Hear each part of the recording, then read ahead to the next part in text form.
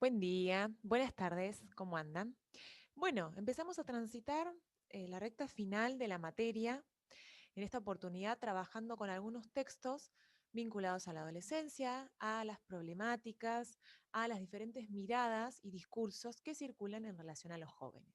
Para eso les voy a compartir pantalla con un PowerPoint sobre el texto que abordaremos hoy de Mariana Chávez, Juventud negada y negativizada. Este texto corresponde a una investigación de Mariana Chávez que hizo en relación a las representaciones y formaciones discursivas que están presentes en la Argentina contemporánea. Es decir, qué representaciones circulan sobre los jóvenes, sobre los adolescentes en nuestro país, en diferentes contextos. Mariana Chávez es una antropóloga argentina que se dedica a estudiar justamente cuáles son las variables que influyen en estos discursos, en estas miradas presentes en nuestro país en relación a los jóvenes. Entonces, en esta investigación, lo que ella hace es analizar los discursos vigentes, sobre todo, acerca de los jóvenes de la Argentina urbana contemporánea. Para esto, el trabajo de campo se basó en los actores diversos, ¿sí? Los jóvenes, aquellos que no son jóvenes, y los medios de comunicación. Se realizó entre los años 1998 y 2004 y su objetivo era analizar todas las representaciones que aparecen sobre los jóvenes en la ciudad de La Plata. Entonces, el objetivo específico que van a observar en esta investigación es poder reconstruir cuál es el escenario, cuál es el clima de la época sobre los jóvenes, cuáles son las condiciones de vida de los jóvenes, cuál es la construcción cultural que circula sobre la juventud, ¿sí? Cuál es la construcción juvenil de la cultura. Es decir, todo esto lo fue armando en función de diferentes discursos disponibles sobre los jóvenes y la juventud. Para la construcción de estos datos, ella fue recopilando discursos textuales de diversas fuentes, de los padres y las madres, ¿sí? A través de entrevistas, también a través de entrevistas con profesores, con preceptores, directivos, diferentes personas vinculadas a las escuelas, los equipos de orientación escolar. Bueno, a partir de esos discursos, ella fue armando estas representaciones, ¿sí? Sobre los adolescentes.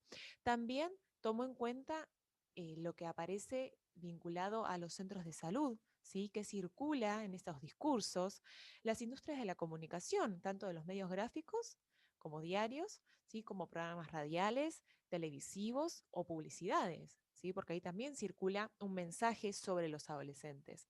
También en relación a las políticas públicas, ¿sí? O sociales, el análisis de los documentos, bueno, y también desde los mismos jóvenes, ¿no? ¿Cuál es su representación?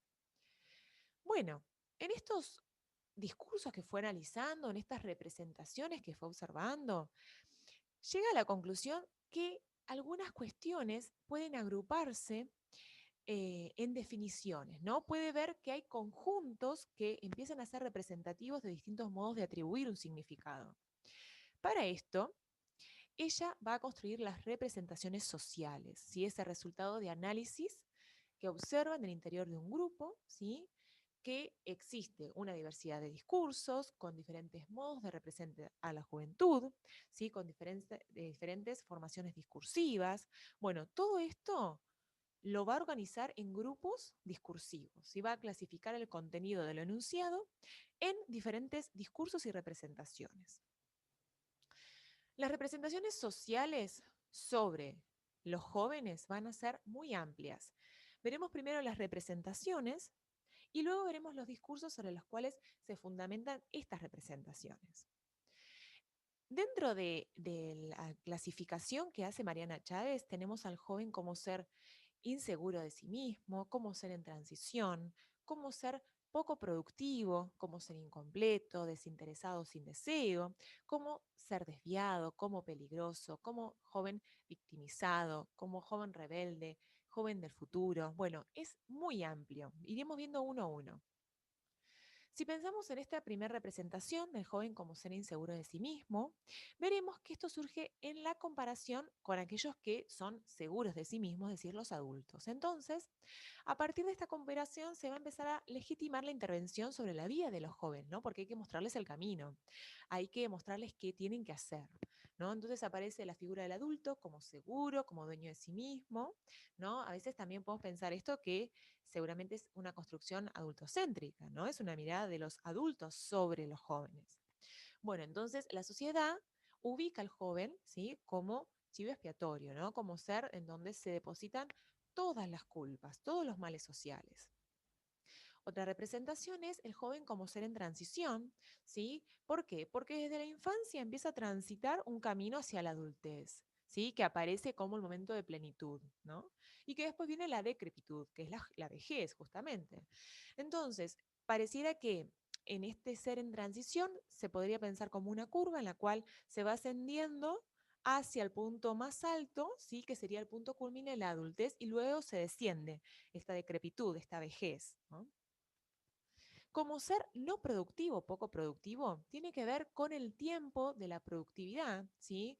Que es vinculado al trabajo, a lo económico, ¿no? Entonces, bueno, en general el joven está lleno de tiempo libre, ¿sí? Es un ser ocioso, se lo empieza a ver como una persona que destina su tiempo a algo no productivo, ¿no? Como ser incompleto, se va a pensar como ser también inseguro de sí mismo, ¿sí?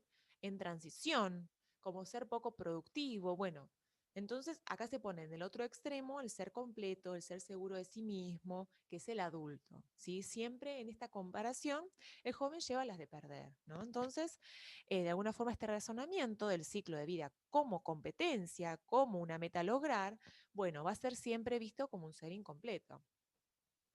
Algo que circula mucho en las escuelas, ¿sí? Es el joven desinteresado, el joven sin deseo, ¿sí? Que no le interesa nada, que es apático, que no tiene interés por nada, ¿sí? Entonces, bueno, hay una cuestión que de esta mirada del sujeto, el joven como adolescente sin deseo, sin interés, bueno, por ahí es sin interés sobre lo que se le ofrece, pero eso no lo vuelve una persona desinteresada absolutamente. Por ahí le interesan otras cosas, desean otras cosas. Bueno, pero esta mirada es bastante negativizada, ¿sí? Entonces, como un no deseo total, ¿sí? Un sujeto no deseante.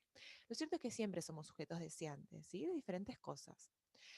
El joven entonces va a quedar anulado, ¿sí? Desde estas miradas. No responde a los estímulos, queda en una posición de enfrentamiento, ¿sí? No les importa nada, no se interesan por nada, son apáticos, son desinteresados.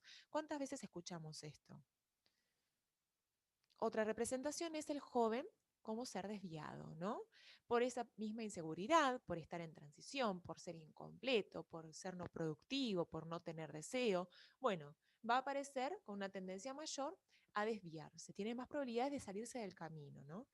Donde los objetivos no son claros, el sujeto se vuelve peligroso, ¿sí? Que esta es otra representación. El sujeto como el joven como ser peligroso. Bueno, porque no es la acción misma, sino la posibilidad de acción lo que le vuelve peligroso, ¿sí?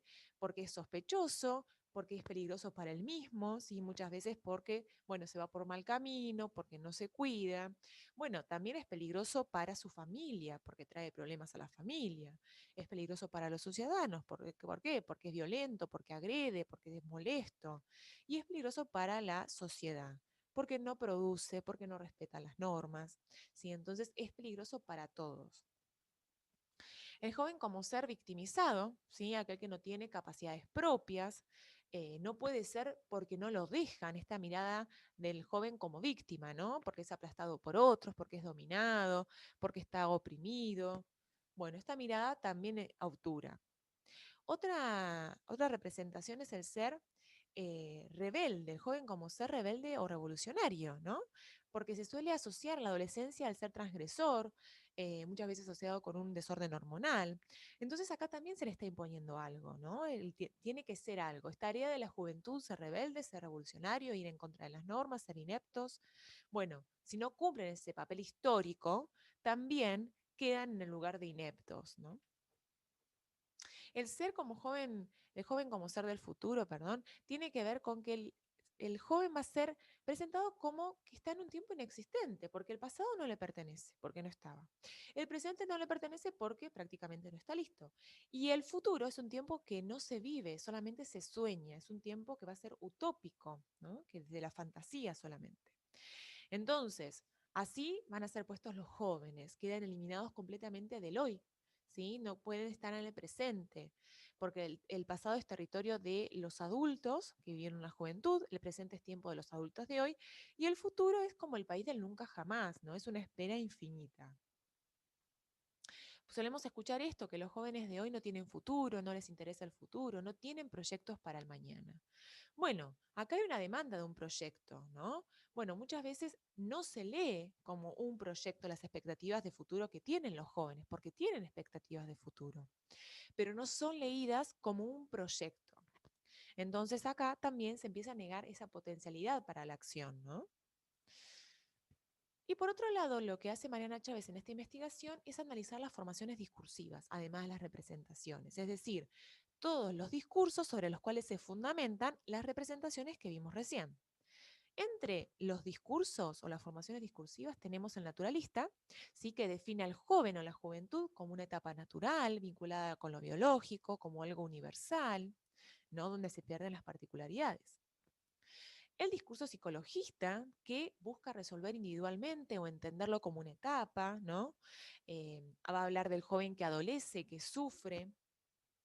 Son todas miradas fragmentadas, ¿sí? Que obturan. Y ahora vamos a ver por qué. El discurso de la patología social, ¿no? El joven que es pensado como un pedazo de la sociedad que está enfermo, ¿no? Y que tiene mayor probabilidad de enfermarse, para desviarse, esa mirada negativa que hace que siempre que hablemos de adolescentes terminemos hablando de alcoholismo, de sida, de tabaquismo, de embarazo, de riesgo, ¿no? Pareciera, de una patología. El discurso del pánico moral tiene que ver con aquel que es reproducido generalmente por los medios de comunicación, ¿no? Que transmiten la idea de miedo, ¿no? El adolescente como enemigo interno, como chivio expiatorio, como joven peligroso. También tenemos el discurso culturalista, ¿no? Que habla, por ejemplo, de las tribus urbanas, ¿sí? Lo juvenil como una cultura con sus propias características, con sus códigos, ¿no? Por ejemplo, esto de las tribus juveniles. Bueno, de alguna forma, ese discurso lo vemos en Urresti Margulis, ¿sí? Si recuerdan, estos autores hablan de la construcción social de la juventud como un consumo de signos, ¿no? Una cultura que consume determinados signos. Entonces, desde el discurso que plantea que el joven es una víctima de la globalización, de la sociedad moderna, del posmodernismo, de los medios de comunicación, del sistema escolar que no funciona, de los malos profesores. Bueno, van a ser representaciones que articulan un discurso que empieza a quitarle capacidad de agencia al joven, lo anula, ¿sí? Porque lo pone en lugar de la imposibilidad de generar otro camino. Entonces, de alguna manera queda previsto por su sector social lo que puede llegar a ser. Si es pobre, será ladrón. Si no se queda en otro lugar, bueno, no le queda otra que salir a robar. La droga termina siendo la única salida de los pibes. Bueno, son discursos que escuchamos. Todos estos discursos quitan agencia y capacidad de acción al joven, ¿sí? Iba a decir Mariana Chávez. ¿Por qué? Porque lo que terminan haciendo es no reconociendo y visibilizando al joven como un actor con capacidad propia, porque solamente se habla de sus incapacidades, ¿no? Entonces son discursos de clausura, va a decir Mariana Chávez, ¿no? Cierran, no permiten la mirada cercana, simplifican, funcionan como obstáculos epistemológicos para poder conocer al otro, ¿no? Desde un lugar de prejuicio, desde un lugar de un estereotipo, desde un lugar de discurso social, ¿sí? Muchas veces respondemos a los jóvenes desde esa mirada en prejuiciada y no desde la posibilidad de ver qué pueden hacer. Entonces son miradas estigmatizadoras de la juventud, ¿no? Porque tiene una mirada negativa, peyorativa del joven, ¿no? Como de alguna manera tanto esta mirada tan negativizada como también la mirada romántica de la juventud, bueno, van a ser miradas que niegan. Entonces, dice, lo que observa Mariana Chávez es que la juventud está asignada por el gran no. Digamos, por un lado, es negada desde el modelo jurídico, ¿no? Desde lo que no puede hacer, y negativizada desde el modelo represivo, ¿no? Desde lo que estábamos recién viendo. Lo que se propone es tratar de pensar en que estas formas de mirar niegan la existencia del sujeto total, ¿no? Porque se lo pone en un lugar de incompletud, de transición, de que no es ni niño ni adulto, y también de esta forma se empiezan a negativizar sus prácticas, porque se ve al joven como problema, la juventud como desviación, las tribus juveniles. Bueno, son cuestiones que empiezan a negativizar las prácticas de los jóvenes. Entonces, ¿cuál es la propuesta? Es pensar la juventud como relación, al joven como posibilidad, dejar de verlo como un gran no, como una juventud negada y negativizada, ¿no? Todo lo que incluye esta mirada es la posibilidad de pensar de forma positiva en el sentido de lo bueno, lo deseable, lo que puede hacer, ¿sí? El reconocimiento de las capacidades del sujeto. Y para finalizar esta investigación, lo que observa Mariana Chávez es que tanto en el tiempo como en el espacio, ¿sí? Empiezan a responder a todos los actores involucrados, ¿no? Digamos que estas producciones van a estar situadas en este tiempo y espacio. Cuando hablamos de un solo discurso, una sola mirada, bueno, esto obtura la posibilidad de acercarnos al joven desde otro lugar. La propuesta de Mariana Chávez es entonces poder pensar a la juventud, ¿sí? Como potencialidad. No negarles el lugar, no negativizar sus prácticas, sino poder pensarlos como potencialidad, como capacidad de hacer.